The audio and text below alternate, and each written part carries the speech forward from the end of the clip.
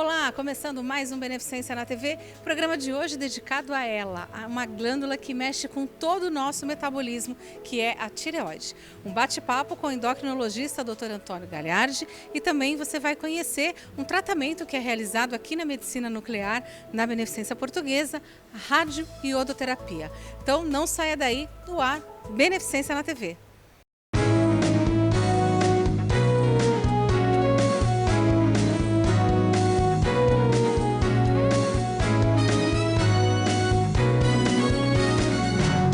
Beneficência na TV.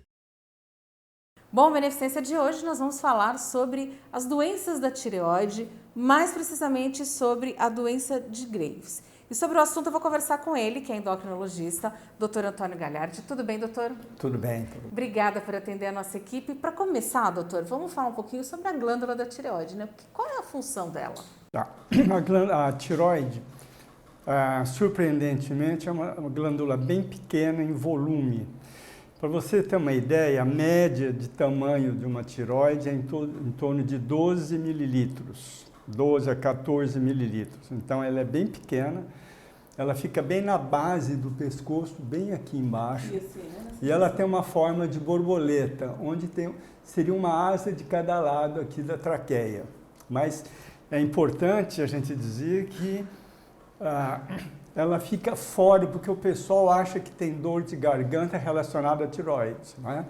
Então a tireoide fica fora, fica em cima da traqueia, logo depois desses músculos do pescoço, aqui embaixo. Ela é pequena, mas ela é extremamente importante em regular várias situações do nosso organismo. Ela é regulada por um hormônio que chama TSH, que é o estimulador da tireoide, que é produzido na hipófise, que fica na base uma glândula que fica na base do cérebro, e ela produz basicamente um hormônio que é conhecido como T4 ou tiroxina. E ela produz uma grande quantidade de T4 e um pouco de T3, que é um outro hormônio tiroidiano. Muito bem.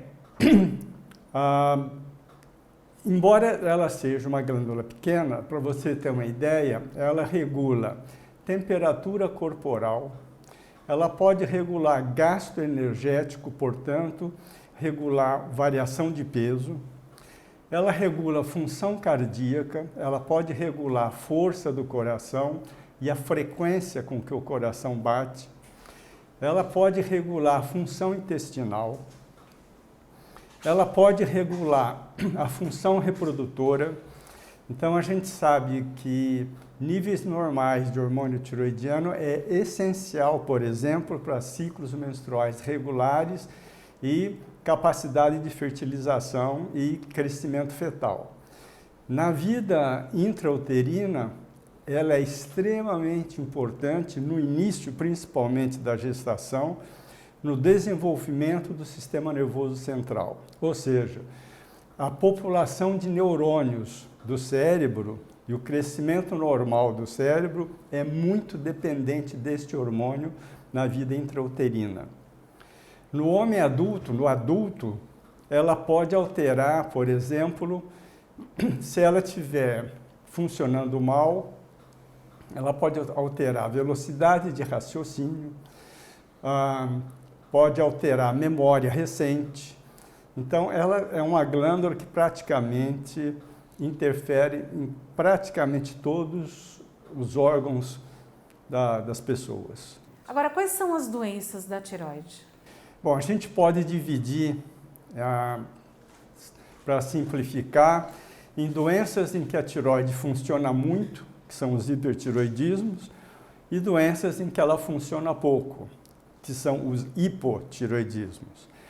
De uma maneira geral, o hipotiroidismo é muito mais comum do que o hipertiroidismo na população.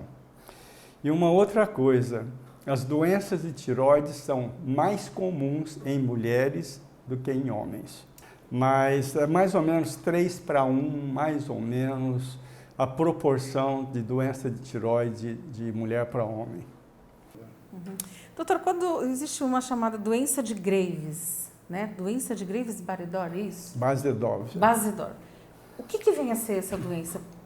Bom, a doença de Graves é uma das formas de hipertiroidismo, onde a glândula funciona muito e secreta uma quantidade enorme de hormônios.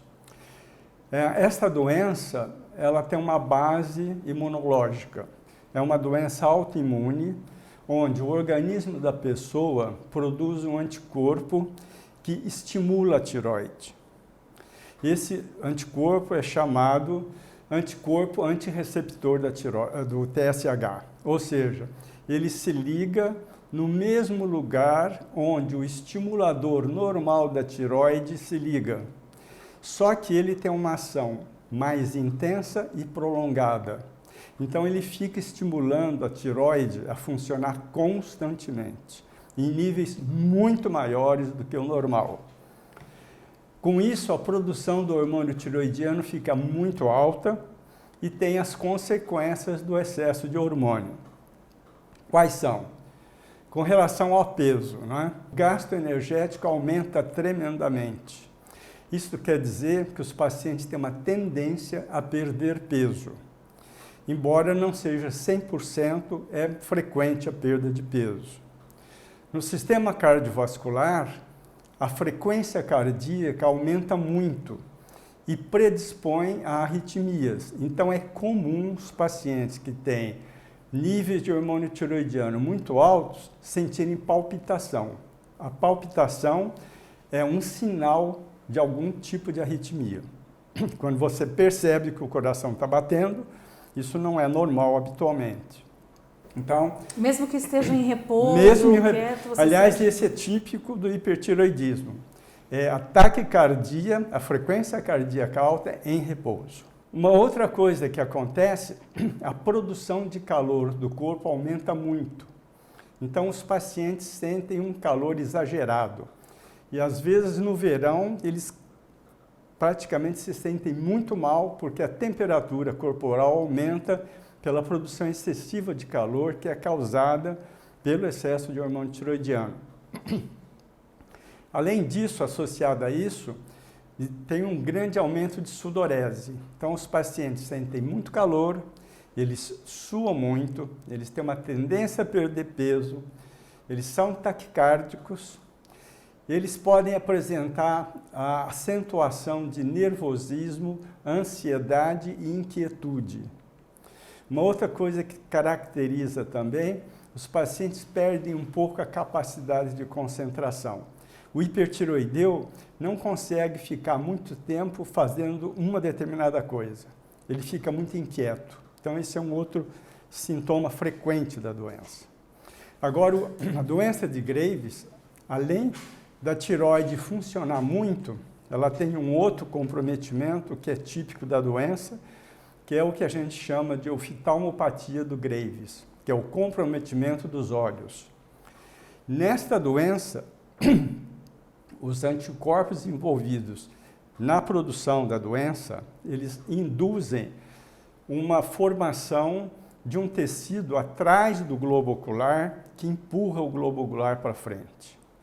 Então, os pacientes que têm doença de Graves, eles têm geralmente hipertireoidismo, uma tireoide aumentada e o olho um pouco empurrado para frente. É aquela sensação do olho saltado. Olho saltado. E isso pode ser em graus variáveis, pode ser muito grave e pode ser assimétrico. Nem todo paciente tem a protrusão do olho igual dos dois lados. Alguns pacientes têm um olho mais para frente do que o outro. Isso é possível de acontecer. O problema é que, com essa protrusão do olho, quando o paciente dorme, muitas vezes ele não consegue fechar as pálpebras normalmente. Isso pode levar a um ressecamento e lesão de córnea. Então, é uma coisa que é importante de se considerar. Tem um outro comprometimento na doença de Graves que não é tão frequente, que é um edema endurecido que aparece na canela, na região pré-tibial, que também está associado aos anticorpos que estimulam a tireoide, que induzem também a deposição de um material muito parecido com o que está no fundo do olho, mas dessa vez é na canela. Isso pode acontecer também. Agora, doutor, como é feito esse diagnóstico? Porque a gente, quando vai fazer um exame de sangue, de rotina, os médicos acabam pedindo o TSH, como o senhor falou.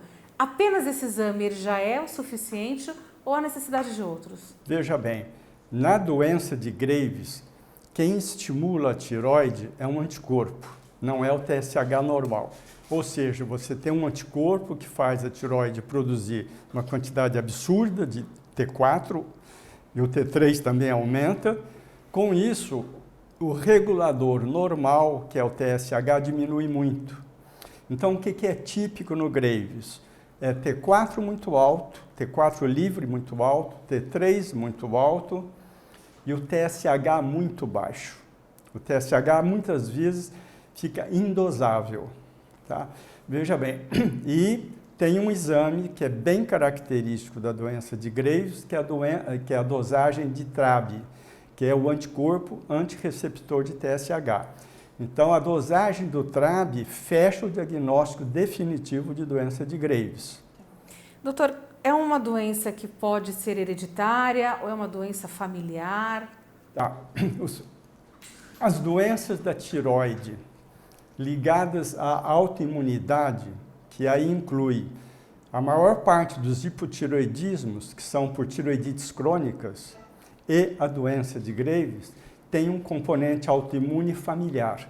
Ou seja, existe um distúrbio imunológico em vários membros da mesma família. E tem uma outra coisa, as pessoas que têm a doença de Graves ou tireoidite crônica, que são doenças autoimunes, nestas famílias existem outras doenças mais frequentes autoimunes também. Então, por exemplo, é mais frequente vitiligo, é mais frequente artrite reumatoide, é mais frequente lúpus eritematoso nessas famílias. Tem cura, doutor? Tem tratamento, não é? Existem 3 opções de tratamento para a doença de Graves. O medicamentoso, o cirúrgico e o radiodo, a radiodoterapia. Sempre a gente começa com medicamento. Então, existem 2 tipos de medicamentos disponíveis, um chama Tapazol, outro chama Propiltiuracil, que são bem eficientes, desde que usados em dose adequada por tempo adequado. Então, normalmente a gente começa com tratamento medicamentoso. Uma porcentagem dos pacientes, depois de alguns meses de tratamento, o nível do TRAb cai muito e eles fazem uma remissão, ou seja, a doença fica quieta um tempo.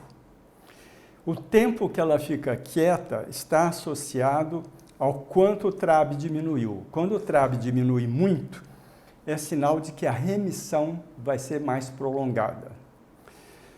E o tempo em que ele fica tranquilo é muito variável.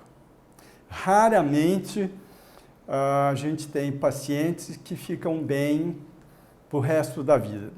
Frequentemente, depois de um tempo, a doença volta.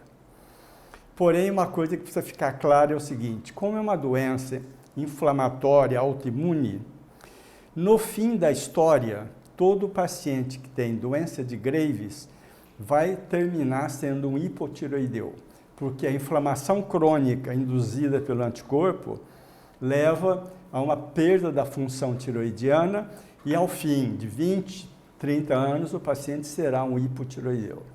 Doutor, nosso tempo está esgotando, mas quando é recomendado o tratamento radiônico?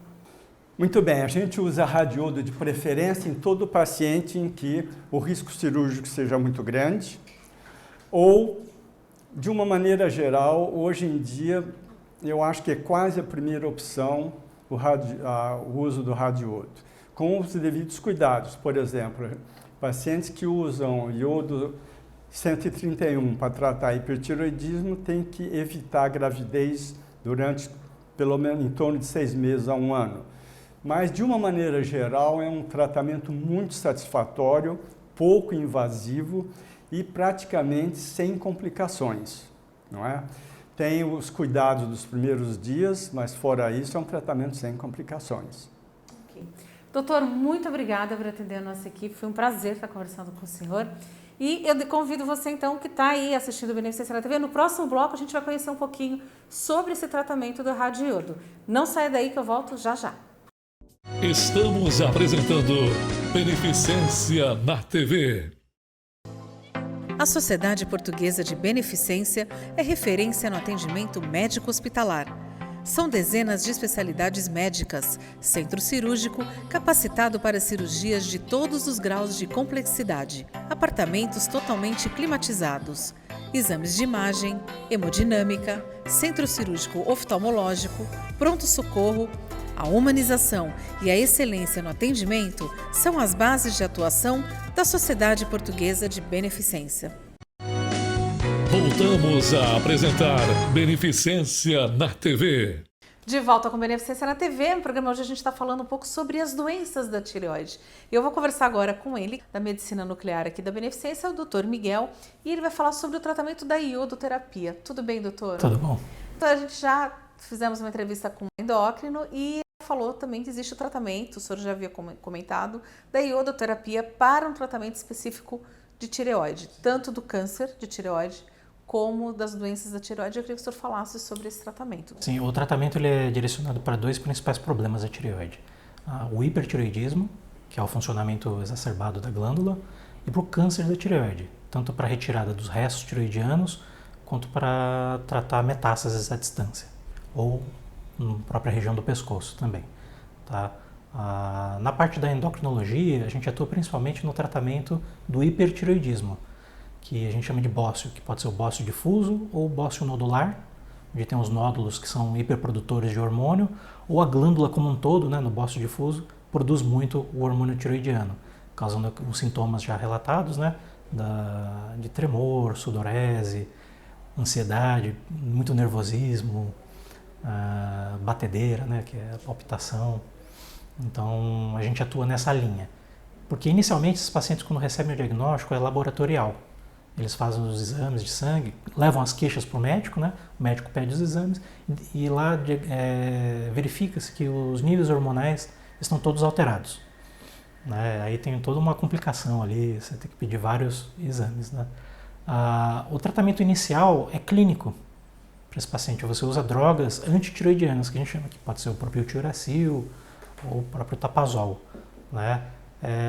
Mas é um tratamento que o médico ele sabe que ele tem um prazo para acabar, porque normalmente ele gera muitos efeitos colaterais. Né? Normalmente 50% dos pacientes ele tem alguns efeitos colaterais relacionados ao tratamento e depois de algum tempo também, dependendo do caso, ele para de responder a esse tratamento medicamentoso. E aí que parte para a segunda linha de tratamento, que seria o controle de funcionamento dessa glândula, ou cirúrgico, que é pouco comum, né? Ou com a iodoterapia, que é o que a gente faz aqui usando um isótopo radioativo do iodo, que emite uma radiação específica que vai tratar, que vai fazer essa glândula parar de funcionar ou voltar ao normal. E como que funciona? Porque quando se fala em iodo, às vezes algumas pessoas se assustam. Como que é feito, na verdade, esse tratamento? Existe uma preparação? Ou é só chegar aqui e tomar um remédio? Não. Como que é feito esse exame, doutor? O exame, normalmente o tratamento é feito em duas etapas. Primeiro, eu preciso avaliar o quanto que essa glândula está funcionando. Não só através dos exames de sangue, que a gente pede também, que o paciente traga para ver, né? Mas primeiro a gente pede para fazer uma cintilografia da tireoide. Por quê? Eu preciso ver como que essa glândula está segurando o iodo. Eu vou fazer o que a gente chama de captação tireoidiana com iodo. A gente dá uma dose mínima e eu utilizo um aparelho que é um captador de tireoide para avaliar a porcentagem de retenção desse iodo que eu dei na glândula tireoide. Porque a partir daí, do quanto que estiver funcionando a glândula, quantos porcentos estiver acontecendo, eu vou calcular a dose terapêutica que será utilizada. Então, o primeiro momento é a cintilografia da tireoide com captação tireoidiana. No segundo momento, ela vai fazer um preparo para o tratamento, que é uma dieta, não pode usar certos medicamentos, né, que atrapalhariam, né, na absorção do iodo. Tá? A dieta consiste em uma dieta com pouco iodo, então a gente coloca uma relação dos alimentos que contém esse iodo natural, né, que competiria com o iodo radioativo que a gente vai usar para tratar. Entendeu? Então, são essas duas etapas principais. Tá. Agora, ele causa algum tipo de reação, doutora? A pessoa fez esse tratamento, ele recebe essa dose de iodo. Isso vai causar alguma reação? A pessoa tem algum tipo não digo sequela, mas reações mesmo dentro... Dura quanto tempo esse iodo dentro do organismo? Normalmente o tratamento do hipertireoidismo é muito bem tolerado pelos pacientes. São poucos que retornam aqui trazendo queixas para a gente, né? Mas existem algumas pessoas que são um pouco mais sensíveis que as outras e também depende do jeito que a glândula da pessoa capta esse iodo, né? Normalmente quando a gente faz, a queixa principal é de uma dor que pode estar acontecendo justamente por causa do acúmulo do iodo nessa região. E ele também acumula fisiologicamente. Ele é via oral? Ele é via oral, desculpa, eu não falei, né? Eu vi que você fez assim com a mão, né? Como se tivesse injetado. É injetável, mas ele é via oral, né? O tratamento ele é tranquilo, ele é via oral, é um líquido, tá? Ele tem um gosto de soro fisiológico, né? Basicamente ele é um soro, mas que contém o iodo, tá? E é pouca quantidade também. Vai ser absorvido pelo sistema gastrointestinal e em poucos minutos ele já vai se concentrar na glândula tireoidiana. Né? Então, aí o que pode acontecer de efeitos colaterais, né? É que esse desconforto, muitas vezes chega a ser um desconforto, mas pode também, dependendo de se concentrar demais, pode causar dor, principalmente também aqui nessa região das glândulas salivares que a gente tem, nessa região que é a parótida e a submandibular. É um lugar fisiológico de concentração do iodo, né? Por isso que a gente pede para o paciente manter um grau de hidratação muito bom, justamente para eliminar o excesso o mais rápido possível e deixar só aquele iodo que vai ser organificado, que vai ser retido pela glândula tireoide. Esse iodo ele é eliminado como? Através da urina? Ele sai através da urina. O iodo, a gente elimina ele de todos os lugares do nosso organismo. Ele sai no suor, lágrima, saliva, urina e fezes. Tá? Então ele sai por tudo quanto é lugar. Principalmente pela urina, né, no começo, nas primeiras horas, mas depois o seu organismo, o excessivo, né, o iodo excessivo, vai ser eliminado por tudo quanto é lugar. Tá. E quanto tempo leva esse tratamento, doutor? O tratamento é rápido, o que demora é o preparo. Né? O preparo, normalmente, a gente pede para o paciente fazer a dieta durante 15 dias, suspender os medicamentos por alguns dias, alguns são 5 dias, entendeu? Uns outros são mais tempo, por 30 dias, dependendo do remédio. Né? Ou seja, dependendo de cada caso, demora, em média, 15 dias de preparo. Tem o tempo para fazer a cintilografia de tireoide também, que também exige um preparo.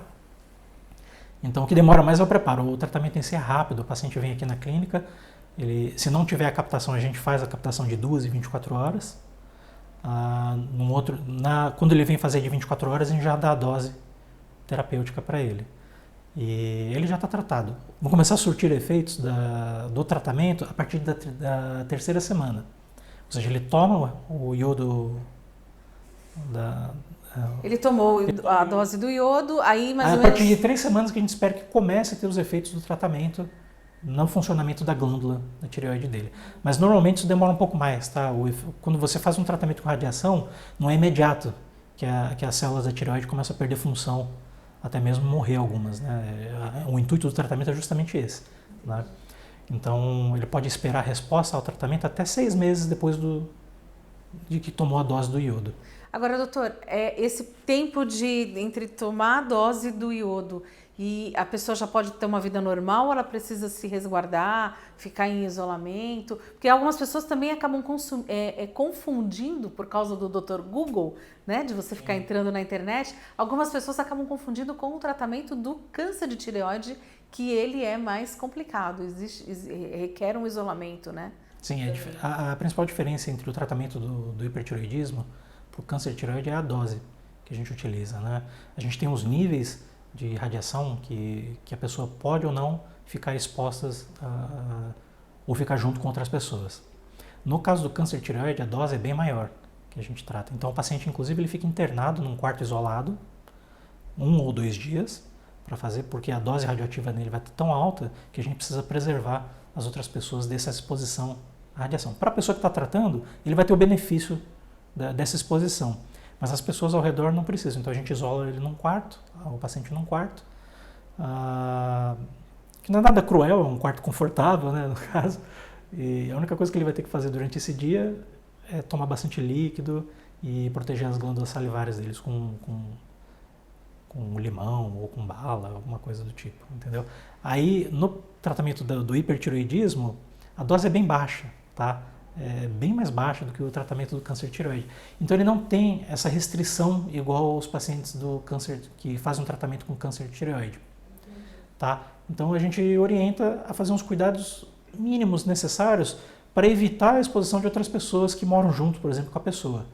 Pode ficar no mesmo ambiente, o paciente que fez o tratamento com hipertireoidismo, ele pode conviver com outras pessoas e ficar no mesmo ambiente, não tem problema, né? O que a gente pede para não fazer é carregar a criança pequena no colo, ficar perto de gestante, não que também se acontecer e... esqueci, não vai acontecer nada, entendeu? Mas a pessoa vai lembrar que ela tinha que ter mantido uma certa distância, justamente porque ela fica radioativa durante algum período.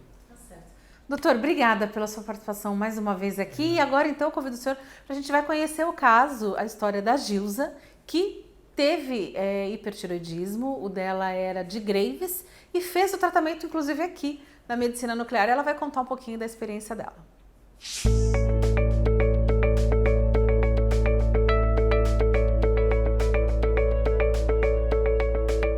Bom, de início eu não conhecia, né? Muitas pessoas que eu comecei a conversar sobre isso também não conheciam o tratamento, porém minha médica foi muito clara em explicar de que forma isso ia me favorecer. Quando eu percebi tudo isso que traz e ela me colocou a possibilidade de fazer iodoterapia, eu procurei me informar, é lógico, e eu vi que era a melhor alternativa. Para mim, o que foi mais sofrido foi os 30 dias que a gente tem que fazer uma dieta antes de fazer o tratamento. É uma dieta de 30 dias. Tive na Nucleomed, o Leandro lá me explicou exatamente de que forma que seria feito e foi muito tranquilo. São algumas doses, né? Você vai para um centro especial de radiologia, eles te dão uma dose de produto radioativo, te fazem uma pesquisa, tem todo um procedimento, né?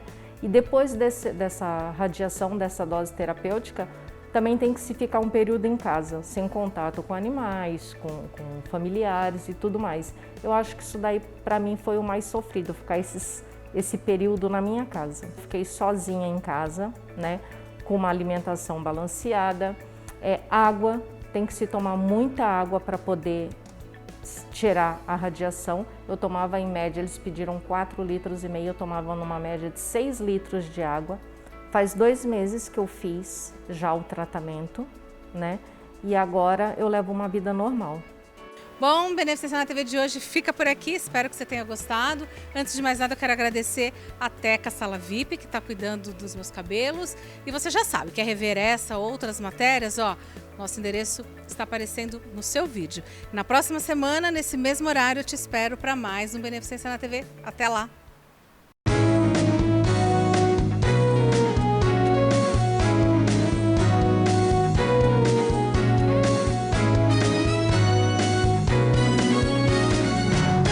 Beneficência na TV.